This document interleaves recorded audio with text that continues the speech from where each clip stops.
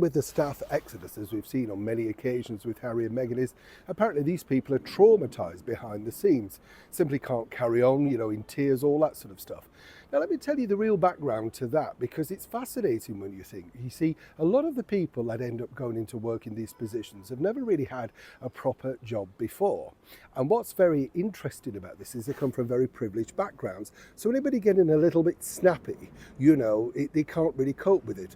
I would have often said if Harry and Meghan had hired me, they would have known exactly where they stood in the, light of things, let's put it that way. How long would I have lasted in that employ?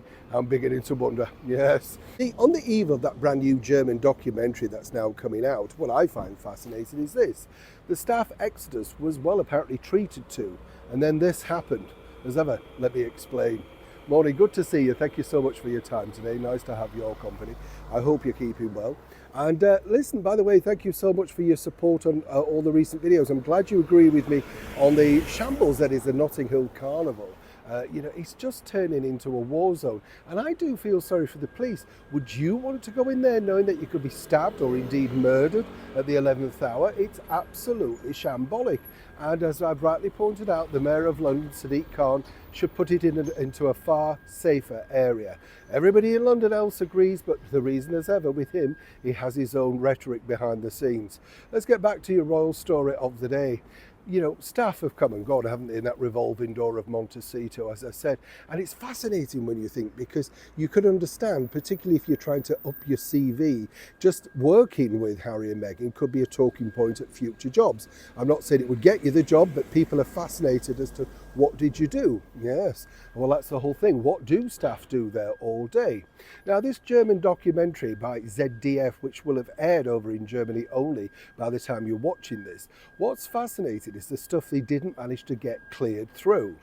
And here's what I found really interesting about this, because as we all know, there were many staff members that literally were ready to talk and walk and all that sort of stuff about their disastrous time working for Harry and Meghan.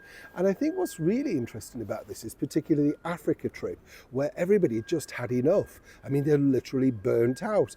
As, of course, one of their former communications officers pointed out, it was like dealing with teenagers, And part of the problem was that actually Harry isn't that difficult to deal with. She is a nightmare. And whatever she wanted, he went along with like a little poodle at the side. So what happened to all these ex-staff members? Well, again, here's where it gets fascinating. You see, the bottom line was they all agreed to go on record and all that sort of stuff.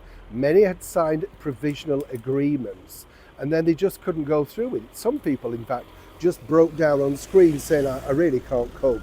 I can't do this again. I've kind of put this behind me. Which begs to wonder exactly how bad was it working for the Sussexes, allegedly.